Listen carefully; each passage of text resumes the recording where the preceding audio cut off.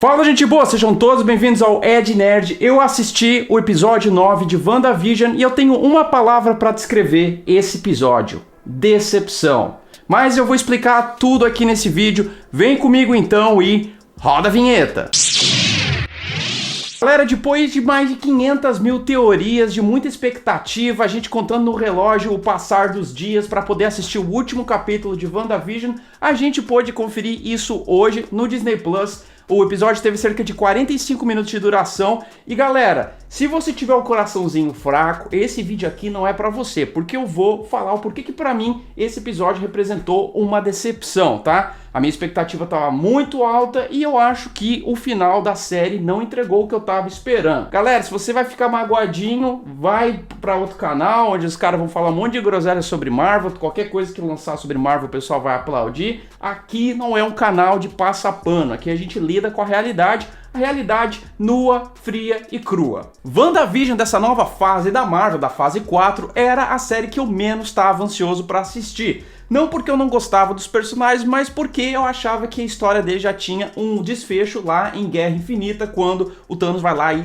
dá uma surrupiada na joia da mente, fazendo com que o relacionamento da Wanda e do Visão acabasse de uma vez por todas. O pessoal tava reclamando bastante da fórmula da Marvel, que ao longo aí de 23, 24 filmes já tava cansando, porque era sempre o mesmo tipo de produto, o mesmo tipo de proposta, salvo raras exceções, como por exemplo os próprios filmes dos Vingadores e Vingadores Ultimato, que realmente foram duas partes ali, dois filmes que se encaixam, que se encontram e que conseguem dar um desfecho muito significativo, muito tocante, emocionante para vários personagens que a gente se afeiçoou nesse planejamento aí da Marvel de vários filmes. E um dos fatores que me decepcionou mais no episódio foi a própria Agatha Harkness, que não tem nada a ver com a versão dos quadrinhos. Eu sei que vocês vão falar, não, mas isso é uma adaptação, não tem que ser 100% fiel. Concordo com vocês, mas pô, a Agatha Harkness nos quadrinhos, ela serve às outras pessoas, ela tem uma vibe mais altruísta, de ajudar os outros. Aconteceu isso quando ela cuidou do filho do casal fantástico, né, da família lá da Sul e do Reed. Aconteceu depois que ela assumiu a tutela da Wanda pra ensinar ela a magia, pra tentar controlar o seu poder. Mas nessa série da Marvel é tipo... é aquele negócio que a gente tá vendo desde os anos 80, um vilão querendo mais poder. Ah, me dê o seu poder, eu quero conquistar o mundo, eu quero mais poder. Mano, a Marvel tava acertando muito nos seus vilões, foi lá, fez um bom trabalho com o Barão Zemo em Capitão América Guerra Civil, depois conseguiu repetir o feito em Pantera Negra com o Killmonger e deu uma fechada assim com chave de ouro com o Thanos, que tinha uma motivação de, pô, vou matar metade da população da galáxia, né, do universo para poder salvar a outra metade. Realmente, vilões que tinham justificativa. E, pô, você traz a Agatha Harkness, que talvez seja uma das personagens mais casca-grossa dos quadrinhos, simplesmente pra ter um negócio assim de, eu quero mais poder e é isso e pronto, acabou. Tipo, pô, tinha tantas formas de reescrever o personagem, pô, por que, por exemplo, a gente sabe que nos quadrinhos ela tem que aprisionar o próprio filho, que é um retardado louco, que quer matar geral, ela vai lá, aprisiona o filho. Por que não colocaram uma história dessas na série? Tipo assim, ela precisando do poder da Wanda, de ter que talvez matar a Wanda Maximoff para poder arrancar o poder dela e conseguir controlar o filho dela numa dimensão, manter ele preso lá para que ele não saísse, matasse geral, tá ligado? Tipo, pô, dá uma motivação incrível pro vilão. E outra coisa que não desceu bem pra mim é que como uma série que, pô, custa ali cerca de 25, 30 milhões por episódio, tem uns efeitos de CGI, de computação gráfica tão preliminares, cara, tão primitivos. Pô, tem uma cena lá que a Wanda tá liberando o Rex pra galera sair, que ela joga uma rajada de poder pra cima. E, cara, é computadorzão. Tem uma outra cena depois que ela tá perseguindo a Agatha Harkness lá no céu. E aí dá pra ver que o bagulho é computador. Mano, não me desce isso, tá? Game of Thrones era uma série que tinha cerca de 10 milhões de dólares por episódio e conseguiu entregar um dragão maravilhoso. A série ficou cagada lá nas duas últimas temporadas, mas fora isso, os efeitos especiais deram de 10-0 nessa série aqui de WandaVision. E eu não entendo como é que isso aconteceu, como é que os caras foram tão relaxados quanto a isso. Eu fiquei surpreendido positivamente com a forma que a Marvel encontrou para poder deixar o Visão nesse universo, para poder continuar o legado do personagem. E achei bastante interessante aquele conflito que os dois Visões têm, né, que eles até trazem à tona um pouco de mitologia grega lá, da tábua de Teseu, o barco de Teseu apodrecido. E é interessante porque o Visão Branco consegue escapar do controle da SWORD porque ele interpreta as coisas de uma forma lógica, que é justamente o que resume, né, o personagem Visão, que sempre pensa de uma forma lógica, de uma forma matemática, analítica, né? E foi legal, né, quando o Visão Colorido lá deu passou aquela energia da Joia da Mente pro Visão Branco e ele assumiu, pelo que a gente entendeu, todas as lembranças do relacionamento dele com a Wanda e tudo que aconteceu com a criação do Ultron e tudo mais. Mas eu não entendi por que ele saiu, tipo, esqueceram o personagem, ele foi embora, falou, ah não, preciso me reencontrar, sei lá. Pô, o amor da tua vida tava ali tomando um supapo da Agatha Harkness e você não fez nada. Foda-se! Eu entendo que os roteiristas precisavam dar um desfecho pra família da Wanda, do jeito que foi mostrado, né? O Visão colorido que ela mesma criou, que ela disse que era um vestígio da Joia da Mente que estava dentro dela, que ela conseguiu externar isso e criar o Visão, né, da forma que ela se lembrava lá nos filmes dos Vingadores. Mas eu gostaria de ter visto um pouquinho mais do Visão Branco, né? A gente sabe que nos quadrinhos ele tem uma fase bem dark, né? Porque, pô, ele não tem emoção, ele não tem aquele lado humanitário do Visão colorido.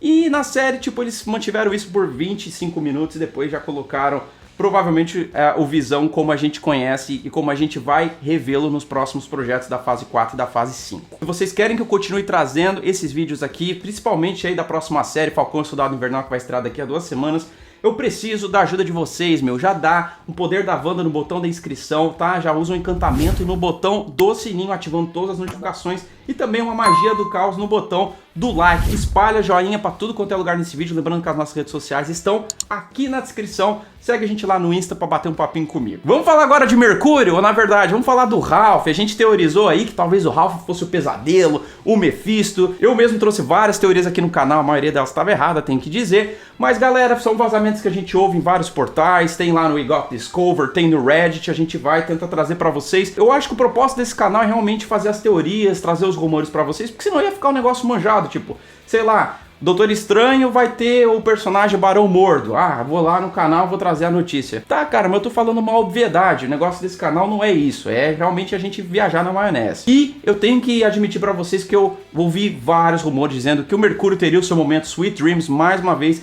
Mas infelizmente a mesma sensação que eu tive quando eu assisti Homem de Ferro 3 lá em 2013, quando eu tava, né, enrolado ali naquela história, envolvido por todos aqueles personagens, especialmente o vilão Mandarim, interpretado pelo grande Ben Kingsley, a gente teve lá na metade do filme aquela reviravolta que até hoje desce azeda pros fãs. Até hoje eu sinto revolta quando eu assisto aquela cena, que é que a gente descobre que é tudo uma mentira, né, que tipo o cara era só um ator, que ele tava, né, passando um barro ali, né, fazendo o número 2. E cara, eu tive a mesma sensação com esse Mercúrio do Evan Peters. Putz, cara, que decepção. Ah, meu nome é Ralph Bonner. Tipo, era isso?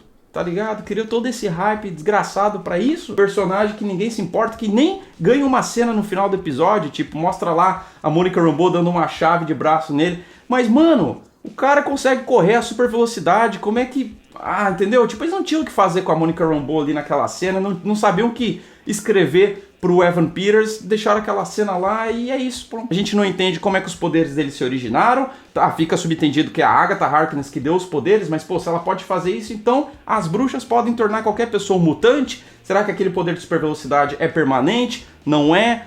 Não sei. Pô, faltou uma ceninha no final explicando como é que isso vai se encaixar no futuro, mas...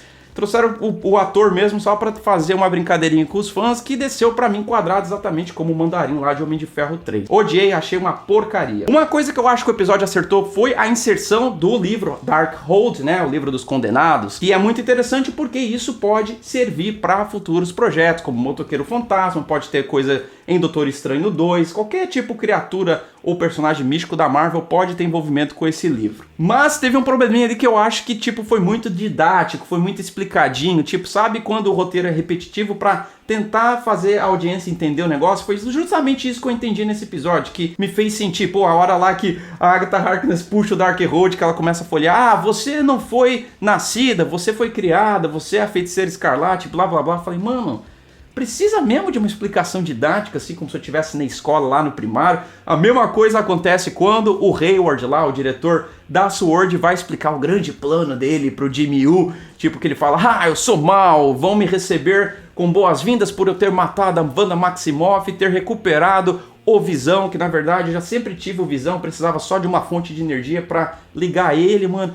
Tipo, um plano que, cara, é mais furado do que, sei lá, bicho, camisinha de cara que tá bêbado na balada. Agora, Elizabeth Olsen está de parabéns, tá? Eu acho que essa atriz vai ganhar o Emmy, vai ganhar ali o Oscar das séries no ano que vem, porque realmente ela mandou muito bem. A atriz evoluiu, assim, numa escala, assim, nesses últimos 5 anos, inacreditável. Aquela cena onde toda a galera de Westview tá fazendo o cerco nela ali, que ela começa a ficar desesperada, fala, não, não, por favor... Meu, você sente cada expressão, cada emoção que a atriz está tentando passar. Realmente a gente consegue acreditar que a Elizabeth Olsen, né, é a Wanda Maximoff, de tão convincente que tá a atuação dela. E uma coisa que me deixou muito puto nesse episódio é o fato de não entregar, de não fazer amarrações com outros projetos da Marvel, cara. Pô, você tem aí chegando Cavaleiro da Lua... Tem Blade, tá ligado? Coisas que mexem com misticismo, com elementos ocultos. Por que vocês não colocaram, né, alguns elementos disso na série? Por que não colocou um flashback da Agatha, por exemplo, antes dela entender o que estava acontecendo lá no Rex? Tipo, sei lá, lutando contra um lobisomem, contra um vampiro, que são elementos que os rumores dizem que vão ser introduzidos lá em Doutor Estranho no Multiverso da Loucura. Por que não colocar, tipo, ela se deparando com uma criatura até que ela sente a perturbação no mundo da feitiçaria lá, então ela entende que tem que ir pra Westview pra enfrentar a Wanda. Pô, porque realmente coloca ali uma referência, pô, uma referência aos mutantes, pô. Sei lá, coloca a palavra mutante, entendeu? Pô, já tem os direitos dos X-Men com a Marvel Studios, por que não vão imergir nisso aí? A gente já tem a própria confirmação que o Kevin Feige já está elaborando o primeiro reboot dos mutantes, entende? Eu senti muita falta de elementos que eles podiam usar, que eles podiam simplesmente fazer uma associação, uma citação pra gente poder ficar teorizando aí nos próximos meses, mas não, tipo, ficou muito fechadinho dentro ali de WandaVision e eu senti falta de uma visão maior de onde que essa série se encaixa exatamente. Gostei bastante do embate entre a Wanda e a Agatha, tirando a parte do CGI ruim, que é que elas lidam com vários cenários diferentes. Então tem a hora lá que a Wanda vai lá e dá o snap na mente da Agatha e leva ela lá pra Salem pra reviver o passado dela, e aí tem as bruxas deformadas lá, parecendo uma caveirinha lá, o caveira vermelha. Eu realmente gostei disso, são os elementos de terror que eu venho falando em toda a minha análise de episódio, que eles conseguem trabalhar, colocar pequenos elementos dos quadrinhos. Eu acho que isso é bem interessante e gostaria até de ter visto mais, mas infelizmente a gente sabe que não teve tempo. Doutor Estranho então, né, tava lá, o bagulho expandindo, o Rex dominando toda a parada, a Wanda usando magia ultra poderosa, magia do caos, e tipo, nada de Doutor Estranho. Por que ele também não sentiu uma perturbação? Que essa merda aí, pô. A Agatha Harkness até disse que a Wanda seria mais poderosa que o Mago Supremo. Fez a citação ali do Doutor Estranho, por que não colocou ele numa cena pós-crédito?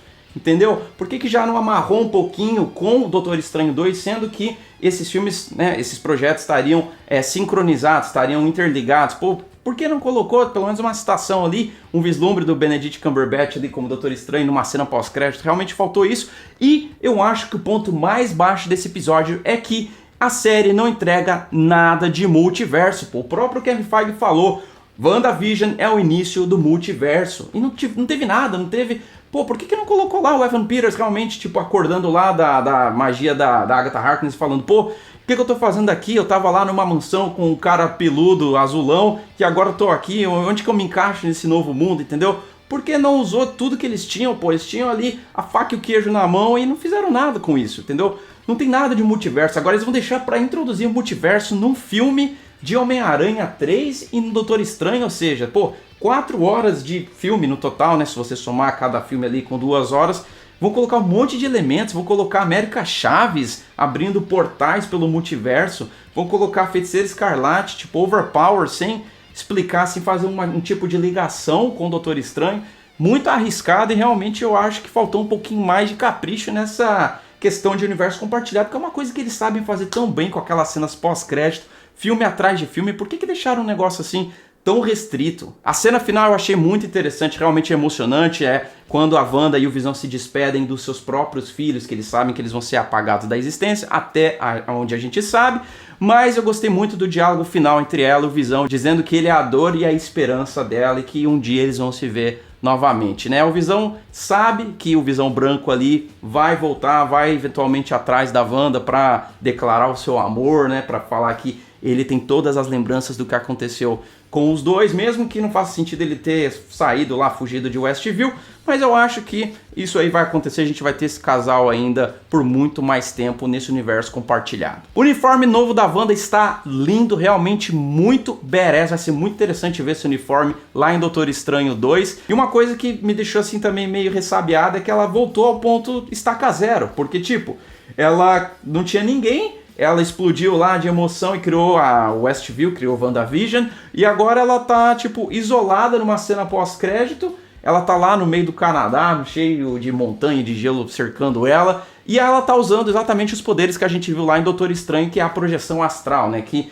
você consegue fazer mais de uma coisa ao mesmo tempo, porque você tá em carne e osso fazendo um cafezinho ali no meio da tarde, e o seu espírito tá absorvendo conhecimento do Darkhold, mostrando que ela tá assim, tentando entender de onde vem os seus poderes, tentando entender mais sobre outras dimensões. A gente até consegue ver tipo, que parece ser 3 globos, né? Pode ser que ali sejam 3 terras, talvez a terra de cada Homem-Aranha que a gente vai ver no finalzinho do ano lá no Homem-Aranha No Way Home. A Agatha Harkness ainda dá uma dica que talvez a Wanda tenha liberado uma coisa que ela não consegue controlar. Pode ser um Mephisto, pode ser um pesadelo da vida, mas meu, eu nem quero nem mais falar desses personagens, porque eu falei tanto nesse canal aqui que eu já não aguento mais também falar disso e de ver outros canais falando da mesma coisa. No final da cena pós-crédito a gente consegue ouvir ainda o Tommy chamando pela sua mãe pedindo socorro, mostrando que talvez as suas almas tenham sido absorvidas pelo Mephisto, exatamente como é nos quadrinhos, tá? Mas a gente vai ter que entrar aí no campo de teoria. Se vocês quiserem, posso fazer um vídeo falando disso também, deixa aí nos comentários. E também temos a cena meio crédito mostrando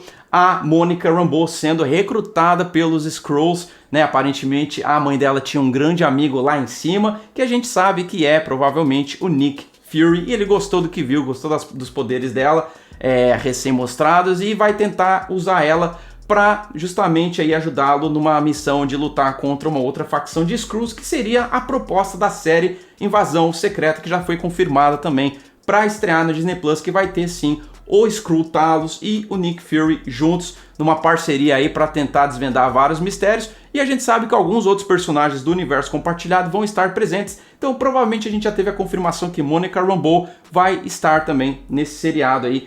Então a gente vai ter que ficar esperando para ver como é que tudo isso vai se ligar. Eu não estou muito empolgado para essa parada de espaço, eu gosto muito mais da parada terrestre, urbana, de misticismo, Cavaleiro da Lua, Justiceiro, Motoqueiro Fantasma, é dessa parada que eu gosto, né? Esse negócio aí de espaço eu acho que eu já tô meio de saco cheio, já não aguento mais ver Thanos, já vai ter os Eternos, vamos ter outro filme aí do Thor, né, que vai explorar outros mundos, então...